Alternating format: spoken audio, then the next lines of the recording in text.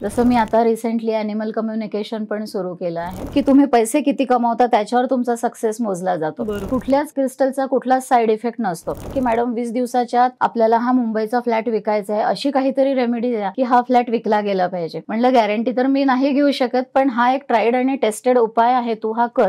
मी खेड्यापाड्यात नाही देशाविदेशात पोहोचले. आज माझ्याकडे 35 देशांमधले क्लायंट्स आहेत. जेमस्टोन त्याचे व्हायब्रेशन्स आणि तुमच्या बॉडीचे व्हायब्रेशन्स अबव 85% मॅच होत नाही. 2006 मध्ये मी टॅरो शिकले आणि लोक विचारायला यायला लागली. मग ती घरातली गर्दी इतकी वाढायला लागली की सासूबाई मग त्यांना नाही आवडायचं. माझी फॅमिली सपोर्टिव्ह आहे, मला माझ्या कामाला पुरेसा वेळ मिळतो, मुलं मोठी झालेली आहे.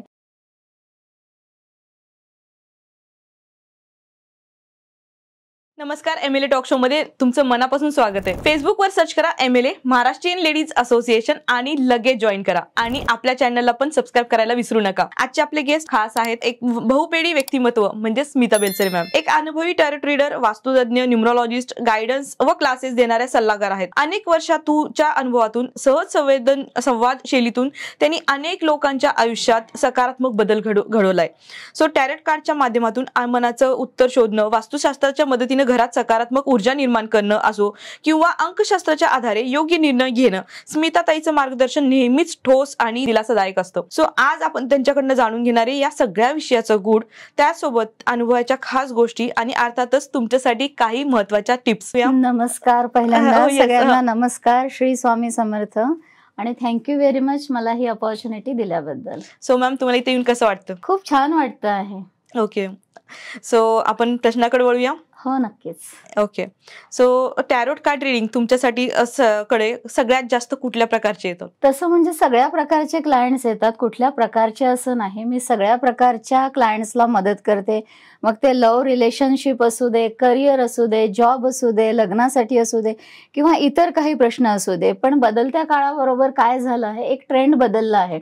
पूर्वी कसं होतं की सुखी सोनाराकडे आणि दुःखी ज्योतिषाकडे, म्हणजे काहीतरी प्रॉब्लेम, त्रास असं घेऊनच लोक कन्सल्ट करायला यायचे. पण आता असं झालंय की ही प्रोफेशनल सर्व्हिस आहे. मोठे निर्णय घेण्याच्या आधी प्रत्येक जण, समजा कार घ्यायची आहे, कार सुद्धा आज 50 लाखाची आहे. मग इतकी मोठी कार घेण्याच्या आधी ते विचारतात की कारचा नंबर काय असला पाहिजे, कार घ्यावी का, ती लाभेल का, किंवा घर घ्यायचं आहे, घर 1.5 कोटींचं आहे, मग ते ह्या एरियात घेऊ का, ह्या नंबरचं घेऊ का, वास्तुशास्त्राप्रमाणे ते कसं आहे, टॅरोमधून ते मार्गदर्शन घेतात. म्हणजे आजकाल हे प्रोफेशनल गायडन्स हा ट्रेंड जास्त वाढत चालला आहे. सुपर. सो असं म्हणता येईल की तुम्ही एक सपोर्ट सिस्टीम आहात की लगे म्हणजे कुठलाही प्रॉब्लेम यायच्या आधी तुम्ही सोल्युशन देता. की जर तुम्हाला घर घ्यायचंय किंवा कार घ्यायची आहे तर त्यानंतर म्हणजे ते लाभेल का. प्रॉब्लेम येण्याचा वाट बघण्यात अर्थ नाहीये, हे सगळ्यांना कळून चुकलेलं आहे. आणि इथेच आमच्या प्रोफेशनल सर्व्हिसेस मदतीला येतात. घर घेण्यापूर्वी, कार घेण्यापूर्वी आणि जॉबच्या बाबतीत सुद्धा एकाच वेळी 3 अपॉर्च्युनिटीज आल्यात, तर ह्यातली माझ्यासाठी लॉंग रेंज मध्ये कुठली जास्त बेनिफिशियल असेल हे सुद्धा विचारलं जातं. ओके, सो पोस्ट कोविड नंतर आता सध्याच्या घडीला कुठले जास्त प्रॉब्लेम्स येतात की तुम्हाला, म्हणजे पैसे रिलेटेड येतात की लव्ह रिलेशन ह्यावर येतात? सगळं it is mix blend of clients and I am here to guide everyone. Okay, super super. So घरातील तुम्ही वास्तुशास्त्रज्ञ पण आहेत, बऱ्याच वेळेस तुम्ही वास्तू व्हिजिट पण करतात. सो आमच्या सगळ्या मेंबर्ससाठी किंवा आपल्या खास दर्शकांसाठी काही टिप्स शेअर करा ज्यामधनं घरामध्ये सकारात्मक ऊर्जा निर्माण होईल. सो हा अगदी कॉमन प्रश्न आहे, नेहमीच आम्हाला विचारला जातो. आणि आजकाल युट्यूबचे व्हिडिओ बघून, युट्यूब युनिव्हर्सिटीमधून अर्धवट शिकलेले लोक तर हे खूप प्रश्न विचारतात. पण घरात पॉझिटिव्ह एनर्जी येणं ही पॉइंट नंबर 2 आहे. पॉइंट नंबर 1 आहे की घरातली निगेटिव्ह एनर्जी आधी बॅनिश करणं. प्रत्येकाच्या घरात निगेटिव्ह एनर्जी असते. मग त्यासाठी काय करायचं, घरातलं क्लटर आधी क्लिअर करायचं. प्रत्येकाच्या घरात न्यूजपेपरची रद्दी खूप असते, जुने चप्पल बूट असतात, जुने कपडे असतात. कारण ज्या स्पीडनी नवीन सामान घरात येतं त्या स्पीडनी जुनं सामान आपण घराबाहेर काढत नाही, त्यामुळे हे क्लटर जमत जातं. तर हे क्लटर काढल्यानंतर घर ऍब्सोल्युटली आपलं अतिशय स्वच्छ असायला हवं, जळमट वगैरे असायला नकोत. आणि त्यानंतर आपण पॉझिटिव्ह एनर्जी एक्सपेक्ट करू शकतो. तर पॉझिटिव्ह एनर्जीसाठी मी 2 सिंपल टिप्स देते आहे की ज्या कुणीही फॉलो करू शकतं. अगदी बिन खर्चाच्या, बिन पैशाच्या अशा टिप्स आहेत की मिठाच्या पाण्याने घर पुसून घेणे, महिन्यातून एकदा तरी घरात गोमूत्र शिंपडणे, ह्या त्या टिप्स आहेत. ओके. सो तुम्ही वास्तुशास्त्रज्ञमध्ये कमर्शियल पण जाता, होम व्हिजिट पण करतात, हो. पण तुमची युएसपी कुठली आहे? कमीत कमी खर्चात मॅक्झिमम रिझल्ट देणं विदाऊट तोडफोड, ही माझी वास्तुशास्त्रामधली USP आहे. लोकांच्या मनात गैरसमज हा असतो की वास्तुतज्ञाला बोलवलं की आता खूप मोठा खर्च होईल, काहीतरी ते आपण घाबरून जाऊ असं भयानक सांगतील किंवा तोडफोड करतील. तर मी तुम्हाला सगळ्यांना आज हे सांगू इच्छिते की ह्या सगळ्या शिवाय सुद्धा आपण वास्तू करेक्शन करू शकतो. कारण वास्तू करेक्शन म्हणजे काय, शेवटी बॅलन्सिंग द एनर्जीज, बरोबर, बॅलन्सिंग द डायरेक्शन्स. बरोबर. तर हे आपण तोडफोड न करता सुद्धा अतिशय चांगल्या पद्धतीने विथ गुड रिझल्ट्स, मिनिमम खर्च आणि मॅक्झिमम रिझल्ट्स, ही आमची USP आहे. Super super. सो जेव्हा तुम्ही वास्तू व्हिजिटला जाता तेव्हा सगळ्यात पहिल्यांदा तुम्ही काय ऑब्झर्व करता? गेल्यापासून आमचं काम सोसायटीच्या गेटच्या बाहेरूनच सुरू होतं. बर. त्याला आम्ही आजोबा वास्तू म्हणतो. आधी आजोबा वास्तू, मग बिल्डिंग म्हणजे वडील वास्तू, आणि ऍक्च्युअल तुमचा जो फ्लॅट असतो ती मुलगा वास्तू. आमचं काम सोसायटीच्या बाहेरच्या गेटपासूनच सुरू होतं. आम्ही चेक करत करत, नोटिंग करत करत मग तुमच्या घरात एंट्री घेतो. आणि मेन डोअर पासूनच आम्ही बघायला सुरुवात करतो की मेन डोअर कसं आहे, बाकीच्या डायरेक्शन्सला काय चुका आहेत, तुमच्या घरामध्ये प्लस पॉइंट्स काय आहेत, मायनस पॉइंट्स काय आहेत. म्हणजे मायनस पॉइंट्स आहेत त्याच्यावर इलाज करून घेण्याची तुमची मानसिकता आहे का, तुमचं बजेट किती आहे, आणि तुमच्या बजेटप्रमाणे मी तुम्हाला उपाय सुचवते. सो असं तुम्ही बऱ्याच इंटेरियर वाल्यांशी पण कनेक्ट असाल की जे इंटेरियर करताना तुमचा सल्ला घेत असतील. सो तुम्ही सर्वात जास्त कुठल्या गोष्टीवर फोकस करता? म्हणजे नक्की काय म्हणायचं? म्हणजे नाही का की उत्तर दिशा आहे, घराचं वास्तू कशी आहे, इंटेरियर करताना म्हणजे तुम्ही वेगळं असतं. हो, इंटेरियर ते त्यांच्या पद्धतीनं करून देतात. सो बजेट फ्रेंडली तर ते तर आहेच आहे, पण त्यासोबत तुम्ही काही ऍडिशन त्यांना सांगता का, हे इथं असलं पाहिजे? हो, आम्ही ते सांगतो.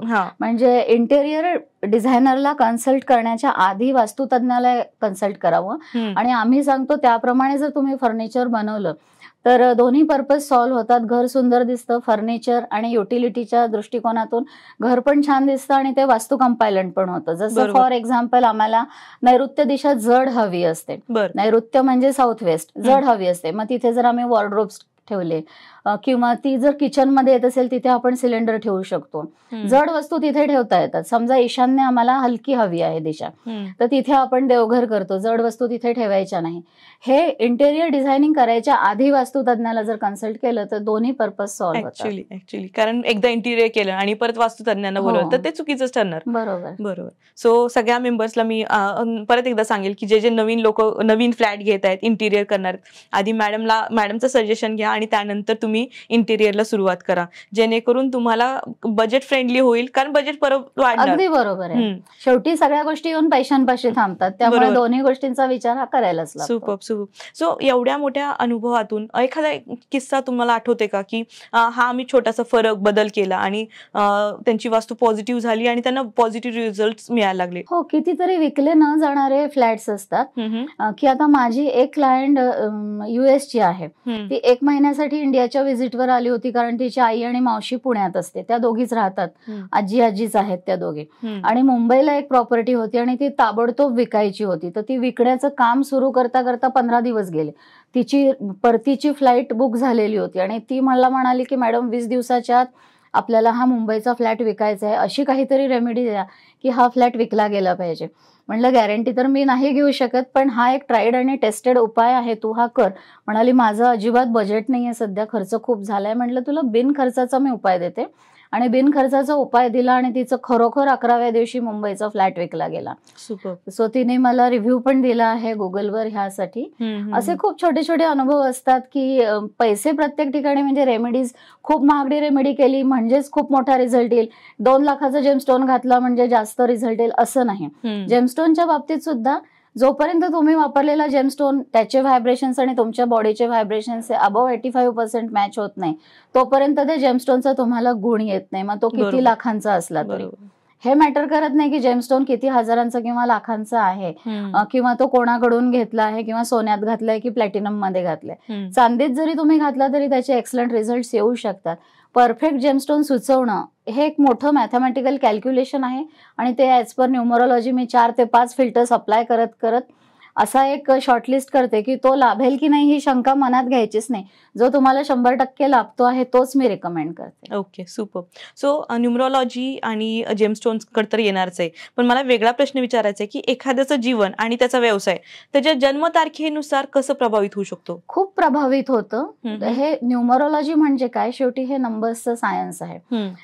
तर प्रत्येक नंबरचे व्होकेशन असतं. व्होकेशन म्हणजे ह्या नंबरला कुठलं करिअर सूट होणार आहे. ओके. तर आमचं ते पूर्ण मॅथमॅटिकल न्यूमरोलॉजिकल कॅल्क्युलेशन असतं. त्याप्रमाणे आम्ही सांगू शकतो की तुमचा रुलिंग नंबर जर सो अँड सो असेल आणि डेस्टिनी नंबर जर सो अँड सो असेल तर तुम्हाला कुठल्या करिअरमध्ये सगळ्यात जास्त सक्सेस इन टर्म्स ऑफ मनी मिळेल. कारण दुर्दैवाने आज भारतात काय किंवा सगळीकडे काय, तुमचा सक्सेस कसा मोजला जातो की तुम्ही पैसे किती कमावता त्याच्यावर तुमचा सक्सेस मोजला जातो. तर हे आम्ही आधीच सांगतो. त्याला आम्ही न्यूमरोलॉजी रिपोर्ट असं म्हणतो. ही एक न्यूमरोलॉजीची सर्व्हिस अशी आहे की ज्याच्यात तुमच्या लाईफ टाईम रिपोर्ट आम्ही बनवून देतो. बरोबर बरोबर. सो जेव्हा तुम्ही नंबर प्रमाणे व्यवसाय करायला लागतात, निश्चित त्यामध्ये हमखास यश मिळणारच आहे. तुमच्या समोर त्याचं एक्झाम्पल बसलेलं आहे. I was Smita. स्मिताचं स्पेलिंग आयडियली SMITA असायला हवं. मला हे वयाच्या 21व्या वर्षी माहिती होतं, पण घरातले परवानगी देत नव्हते इतक्या जुन्या काळात मला नाव बदलायला लिगली. तर त्याच्यामुळे मी अजूनही लिगली नाव न बदलता त्याचे पूर्ण बेनिफिट्स मी अचीव्ह करते आहे. आणि मी जेव्हा माझ्या नावाचं स्पेलिंग SMMITTA केलं तेव्हा अगदी रातोरात मी लाईमलाईट मध्ये आले. Super super. And never looking back with numerology. Yes yes. So आता जसं आपण आता विषय काढला होता की क्रिस्टल बद्दल बोलत होतात, क्रिस्टल किंवा तुम्ही ब्रेसलेट्स पण देतात. सो ते ब्रेसलेट्स कसे काम करतात आणि कुठलं ब्रेसलेट कसं काम करतं? जनरली जेव्हा क्लायंट सांगतो की मला पैशांचा प्रॉब्लेम आहे तेव्हा आपण त्याला पैशांशी रिलेटेड क्रिस्टल रिकमेंड करतो. कुठल्याच क्रिस्टलचा कुठलाच साईड इफेक्ट नसतो. म्हणजे ते आपण इझिली देऊ शकतो की जे पैशांसाठी आहे ते वगैरे. आणि प्रत्येक क्रिस्टलची स्वतःची अशी एक हिलिंग प्रॉपर्टी असते. जसं जखम झाली की आपण हळद लावतो. मसाल्याच्या डब्यात बाकीचे पण मसाले असतात, पण आपण फक्त हळद घेऊन लावतो. का लावतो? कारण आपली पणजी तेच करायची, आजी तेच करायची, आई तेच करायची आणि आपणही तेच करतोय. आणि हे का करतोय? कारण हळदीमध्ये ज्या हिलिंग प्रॉपर्टीज आहेत त्या आपल्याला माहिती आहेत की जखम बरी करण्याच्या हिलिंग प्रॉपर्टीज हळदीमध्ये आहेत. तशा ह्या क्रिस्टल्समध्ये स्वतःच्या अशा हिलिंग प्रॉपर्टीज असतात आणि त्या हिलिंग प्रॉपर्टीजसाठी आपण ते क्रिस्टल्स वापरा असं रिकमेंड करतो. Super super. सो तुम्ही क्लासेस पण घेता? हो. तर तुमच्या क्लासेसची स्पेशालिटी काय? मी 6 प्रकारचे क्लासेस घेते. टॅरो कार्ड रिडिंग बेसिक आणि advance class, pendulum dowsing basic advance, त्याच्यात 3-4 क्लासेस आहेत पेंड्युलम डाउझिंगचे. त्यानंतर न्यूमरोलॉजीचा बेसिक आणि ऍडव्हान्स असतो, crystal healing and therapy, angel healing and therapy आणि वास्तुशास्त्र, असे 6 प्रकारचे क्लासेस मी घेते. हे सगळे ऑनलाईन पण होतात, ऑफलाईन माझ्या ऑफिसला शनिवार पेठेत होतात आणि वर्किंग प्रोफेशनल्ससाठी वीकेंड बॅचेस सुद्धा आहेत. आणि स्पेशालिटी माझ्या क्लासेसची म्हणाल तर ते संपूर्ण परिपूर्ण क्लासेस आहेत. बाहेर जे क्लासेस होतात त्यात एक फ्रॅक्शन शिकवला जातो, पण माझा एक क्लास केल्यानंतर दुसरे 10 क्लासेस तुम्हाला करायची गरज नाही. सगळे क्लासेस सर्टिफाईड आहे. मी समजेपर्यंत शिकवते, भरपूर प्रॅक्टिस करून घेते आणि क्लास पूर्ण झाल्यानंतर सुद्धा काही डिफिकल्टीज असतील तर I am always there to help and guide my students. Super. So life time support तुमचा असतोच त्यांना. आणि बऱ्याच वेळेस मी पाहिले स्टुडंटसाठी की तुमचा सपोर्ट असतो, शिकल्यानंतरही कुठे काही प्रॉब्लेम आला तर ते तुम्हाला कनेक्ट करतात. आणि जसं मग टॅरोट सोबत वास्तू आणि न्यूमरोलॉजी हे सगळं तुम्ही शिकवता त्यामध्ये? ओके. सो क्लासेस वेगवेगळे आहेत, टॅरोचा वेगळा, न्यूमरोलॉजीचा वेगळा, कारण पोर्शन खूप मोठा आहे प्रत्येक क्लासचा. राईट. वास्तुशास्त्र खूप मोठा वास्ट सब्जेक्ट आहे, टॅरोट कार्डिंग पण खूप वास्ट आहे. सो तुमचे क्लासेस घेताना नवशिख्या म्हणजे जे नवीन स्टुडंट्स असतात त्यांना कुठली मूलभूत गोष्ट शिकणं सर्वात इम्पॉर्टंट असतं? Trust your self, trust your gut feeling and trust your intuitions. Right. Super. So ह्या सगळ्यामध्ये तुमचं वर्क लाईफ बॅलन्स कसा असतो? वर्क लाईफ बॅलन्स करते, मल्टीटास्किंग करते, हाऊस हेल्प आहेत, घरात सगळी कामं वाटून दिलेली आहे आणि माझ्या स्वतःचं कामाचं स्पीड खूप फास्ट आहे. Super super. ह्या सगळ्यामुळे हे मॅनेज होतं. अगदी मिनिट टू मिनिट कॅल्क्युलेशन असतं, 1 मिनिट सुद्धा एक्स्ट्रा नसतो, पण होतं सगळं मॅनेज. ओके. आणि ह्या सगळ्या गोष्टीमध्ये तुम्हाला म्हणजे सगळे घरचे ऑब्व्हियसली सपोर्टिंग असणार? घरचे सपोर्टिंग आहेत. ओके. करिअरची जेव्हा सुरुवात केली होती तेव्हा कसं वाटलं होतं, म्हणजे कोणी ट्रोल केलं होतं का, की तुम्हाला सपोर्ट कसं केलं होतं? हो, करिअर म्हणून हे सुरूच केलं नव्हतं बेसिकली, हे पॅशन म्हणूनच होतं. माझी ट्रॅव्हलिंग कंपनी आहे आणि मी पूर्णपणे त्यात बिझी होते. बरं. पण ह्या विद्या मी वयाच्या 21व्या वर्षापासून शिकत होते. मुलं अभ्यासाला बसली की मी पण अभ्यासाला बसायची. अशा पद्धतीने माझ्या खूप साऱ्या मॉडॅलिटी शिकून झाल्या होत्या. पण 2006 मध्ये मी टॅरो शिकले आणि लोक विचारायला यायला लागली. मग ती घरातली गर्दी इतकी वाढायला लागली की सासूबाई मग त्यांना नाही आवडायचं की दिवसभरच घरात सगळे येतात. मग त्या म्हणाल्या एक तर तू हे बंद कर सगळं. मग मी बंद करून टाकलं होतं 2008 मध्ये हे सगळं, की नको आपल्याला, आपण आपला बिझनेस करूया. पण त्याच्यामुळे गर्दी तिप्पट व्हायला लागली घरात. मग ते सगळं अनमॅनेजेबल व्हायला लागलं. त्याच्यामुळे मग ते प्रोफेशनली कन्वर्ट करणं मला भाग होतं. कारण फी ठेवली आणि एक टाइम फ्रेम दिली की अर्ध्या तासासाठी इतके रुपये, तरच लोक वेळेत उठतात. नाही तर दिवसभर पण बसतात लोक. बरोबर. आणि किती त्यांना आपण गाईड करत बसायचं हा पण एक प्रश्न असतो, टाइमचा प्रश्न असतो. त्याच्यामुळे ती टाइम फ्रेम आणि फी स्ट्रक्चर येत गेलं. जसे अनुभव येत गेले तसे रूल्स बनत गेले आणि हे आपोआप झालं. It was never my aim to be a tarot card reader और स्पिरिच्युअल प्रॅक्टिशनर और healer. I just went with the flow and I am here today. Super. So ह्या सगळ्या करिअरमध्ये कंटिन्युअस अपग्रेड करणं किती इम्पॉर्टंट आहे? खूप इम्पॉर्टंट आहे, कारण रोजच्या दिवसाला मार्केटमध्ये नवीन नवीन गोष्टी येतात आहे आणि नवीन नवीन स्किल्स येतात आहे. जसं मी आता रिसेंटली ॲनिमल कम्युनिकेशन पण सुरू केलं आहे.